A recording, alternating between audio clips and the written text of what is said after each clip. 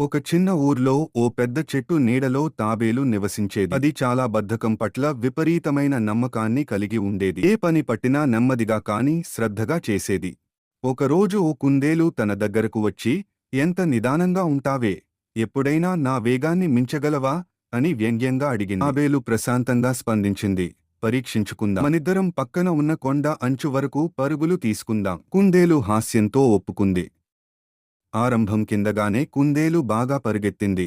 తాబేలు నెమ్మదిగా తన మార్గం పట్టింది. కుందేలు మార్గమధ్యలో తాబేలు చాలా వెనుకబడిపోయిందని భావించి ఒక చెట్టు క్రింద కొద్దిసేపు విశ్రాంతి తీసుకుంది. కుందేలు విరామం తీసుకుంటూ నిద్రపోయింది. ఇంతలో తాబేలు తానే కష్టపడుతూ తన మార్గాన్ని నెమ్మదిగా కాని నిరాటంకంగా కొనసాగించింది. వరకు తాబేలు గమ్యస్థానానికి చేరుకుంది. కుందేలు నిద్రలేచి తాబేలు గమ్యానికి చేరుకున్నట్లు చూసి అవాక్కైంది. తన అహంకారానికి తగిన బుద్ధి పాడిందని అర్థం చేసుకుంది.